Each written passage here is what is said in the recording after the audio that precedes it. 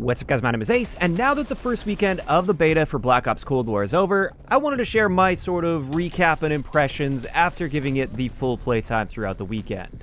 I'm going to be sharing some of the things I really liked, especially compared to the alpha build of the game. I really like some of the improvements they made throughout the beta, but more importantly, I'm going to be sharing my constructive feedback and criticism regarding the things that I didn't really like, or in some cases I absolutely hated about the beta so far. So first, let's talk about the things that I like, and keep in mind this is going to be mainly focused on things that changed from the alpha, because I've already talked about what I like about the game in general. But first up, the first thing I noticed is the graphical improvements. They've really improved the graphics of this game a lot since the alpha. It now looks much more like a polished product, even though it's still not perfect, I feel. It looks way more polished than the alpha. This goes for animations as well. They've really tightened a lot of those animations up. And that was one of my biggest complaints with the alpha that has been addressed for the beta, which is awesome. Also, I've really liked the changes they made to the footstep audio, more specifically the buff they gave to Ninja. Now, we didn't really get to play with Ninja all that much due to the level cap, but we did have it on a default class setup, and anytime I was using that, I really feel like people just didn't hear me approach them, and there were several situations where people snuck up on me, and it turns out they were using that Ninja class, which makes total sense, and once I saw that they had the Ninja class on, I had no problem with that death. Same thing goes with the weapon audio improvements. I like that little bit of bassiness they added to the guns, while still keeping the audio a little bit more geared toward gameplay rather than realism. So you're not going to have ears ringing by shooting your gun or anything if you're trying to also hear footsteps.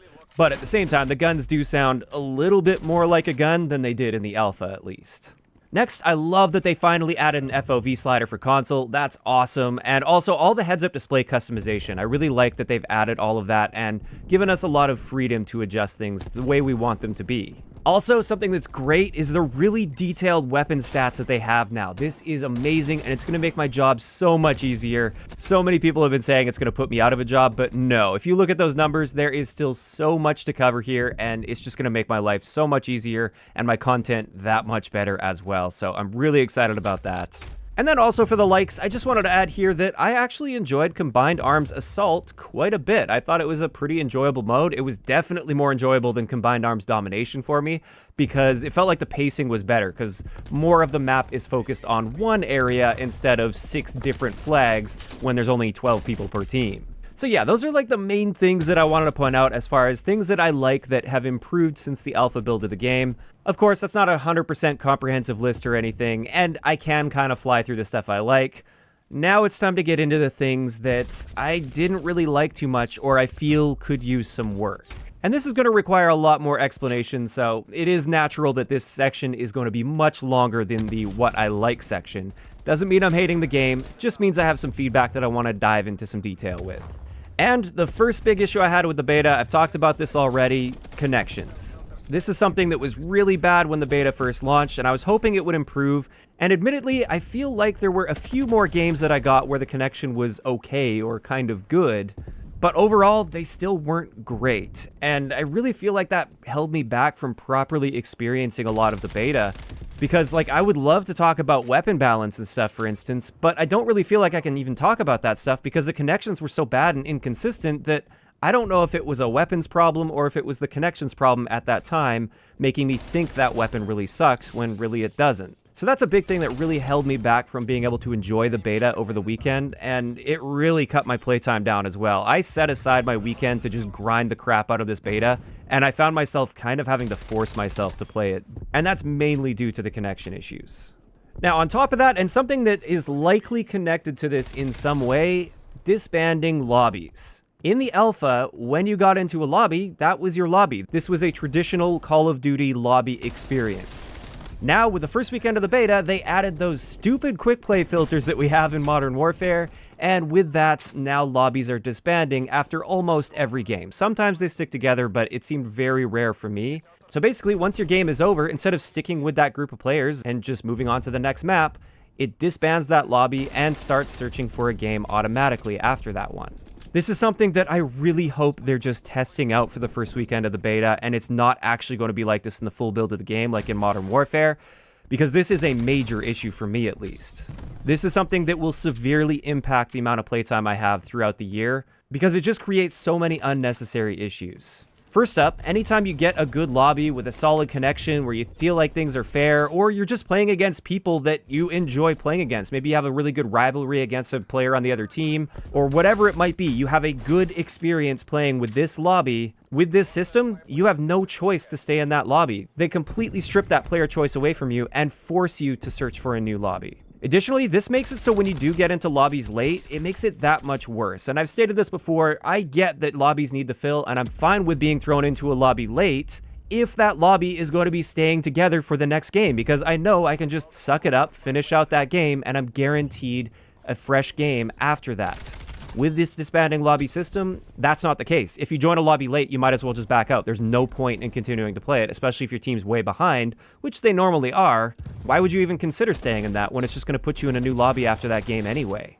To top all of this off, this is something I tweeted about. I feel like persistent lobbies, or lobbies that stick together, this is a huge part of like the heart and soul of the online multiplayer experience.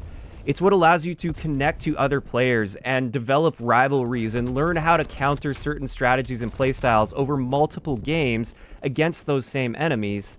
And that's something that I've always loved about Call of Duty that I didn't even realize that I loved about Call of Duty, because it was just a standard sort of thing for lobbies to stick together. And I really feel like that's one of the bigger reasons that I have barely played Modern Warfare over the past year. I've played that game basically the minimum amount of time necessary for me to do my job, and it's really unfortunate. Now, I do believe the reason they are disbanding lobbies has something to do with skill-based matchmaking, and they want to make sure that they're reshuffling lobbies after every game in order to account for that skill-based matchmaking.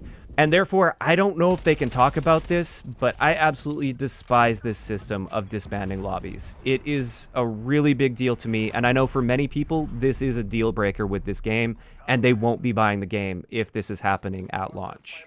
Now, going off of that, something I just found kind of annoying is even with those quick play filters, we didn't have the ability to select which mode we wanted to play. And I really enjoy playing Domination, and that's really all I want to play for 6v6. I don't really have much interest in playing TDM or Kill Confirmed. I just want to play Domination, and yet when I was playing, I found that Domination was very rarely coming up, and most of my games were Kill Confirmed or Team Deathmatch, which again, that's not what I wanted to play, so I feel like that also held me back from getting the full amount of enjoyment out of this beta. Next up, I would say the third biggest issue I had throughout the beta was player visibility, especially on certain maps. I would say the worst maps for this were Crossroads, which is the snowy map for Combined Arms, as well as Cartel. I feel like on both of those maps, I was really straining my eyes trying to see enemy players, and I just found that they often blended in with the environment so well. Even if they weren't super far away from me, they could be fairly close to me, but I just wouldn't see them, especially if they weren't moving. If they were a camper, for instance, and they're just standing still in like a darker area of Cartel, or basically anywhere on Crossroads, I just couldn't see them, or it took me way too long to realize, oh, that's a person right there, and by that time I'm already dead. And since Call of Duty is an arcade-style shooter, and especially this game, most of the gameplay is arcade-style, it doesn't really make sense for people to be blending into the environment super well. Those character models should be popping a lot more than they currently do. I don't know if they need to add some illumination on the character models or just some more contrast or something, but visibility was definitely one of my biggest like non-connection or matchmaking related issues throughout the beta. Then just behind that one, another big issue I was having, and I think this is a really common complaint, and I'm pretty sure they're already working on this is the sliding. While the sliding did improve a little bit from the alpha, the acceleration is still way too fast. You drop into that animation almost instantly, and from a third-person perspective, it often looks like they're pretty much teleporting when they slide, and tracking that target is just nearly impossible, especially in close-quarter situations. You just can't track somebody that's sliding, and it's just way too jarring and overpowered in its current state, so something definitely needs to be done there. I assume they're already working on that, and I'm interested to see what sort of changes they end up making, hopefully for the second weekend of the beta, but if not, hopefully for launch. Now, somewhat related to that issue is another issue I was having throughout the beta, and this is something felt off about the aim assist. I don't know if this was a connection-related thing. Maybe it's just because the connections were so bad and inconsistent that it made aim assist feel bad and inconsistent. But half the time, I felt like aim assist was working against me. Like I had to fight the aim assist just to get myself on target, whereas aim assist is supposed to help you get on target. And this was really difficult, especially for enemies that were relatively close to me and moving laterally. It's like that aim assist bubble was preventing me from catching up to the target. And this isn't an issue I had at all in the alpha. In the alpha, the aim assist and the gunfights and everything felt so much better to me, and it feels like they just screwed something up for the beta. So whatever it is that's going on with the aim assist, or at least the feel of the aim assist, maybe they didn't change the aim assist itself and it's just connections like I said, but whatever's causing that, I really feel that needs to be worked out. Moving on, something that I really hope changes for the second weekend of the beta, and this is another common complaint I've been seeing thrown around. For the beta, at least, they really should be bumping up the XP for weapons. During the first weekend of the beta, it takes way too long to level a gun up to be able to use all of the attachments. And this is a beta where we're supposed to be testing everything out, and they're supposed to be collecting data on all the things we're trying out, but how are they supposed to get data on things that most players aren't even going to unlock by the end of the beta? I think the standard leveling, like the player level, that was totally fine throughout the beta. It's just the weapon leveling. I think they should have given us at least double the amount of XP that we were getting toward leveling up our weapon, and maybe even more, honestly. Like, I don't want to spend an entire day out of my limited beta playtime just to unlock all of the attachments for one single gun. I want to branch out and I want to try using all of the guns with a reasonable selection of attachments on them. So yeah, for beta weekend 2, I really hope they significantly increase the amount of XP you're getting for leveling up your weapons. And with that, that pretty much wraps it up for the primary issues I had throughout the beta weekend. And these were all fairly big issues for me as well. These are things that I feel really held back the beta experience.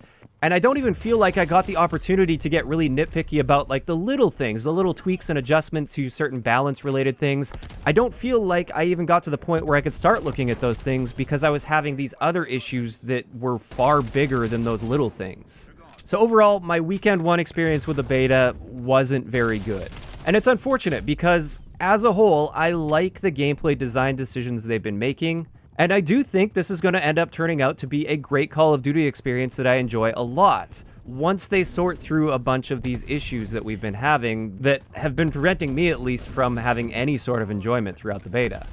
I honestly had so much more fun playing in the alpha than I did in the beta. Even though it wasn't nearly as polished as the beta, the alpha just seemed to run better. It seemed to be smoother, the connections seemed to be better, lobbies were sticking together, so when I got a good connection or a good lobby of players, I could stick with that. We had everything unlocked right from the beginning, so I felt like I could branch out and try a bunch of new things with a bunch of different attachment styles and stuff, and I didn't feel like I had to grind for a couple hours just to unlock some of the basic attachments for a gun. And yeah, just overall, even though they've made all of these improvements since the alpha, and they've made some great improvements, the overall enjoyment of the gameplay went way down for me personally. Of course, though, that was just my experience, and those are my opinions, and that's my feedback based on the first weekend of the beta. I'd like to know in the comment section below, for all you PS4 players that played the beta throughout the weekend, what did you think about the first weekend of the beta? Did you generally have a good time with it? Did you have a bad time? What are some things you liked, and what are some things you disliked about it? Just let me know all of those thoughts in the comment section down below. If you enjoyed the video, a like rating is always appreciated, and don't forget to subscribe for more if you haven't already.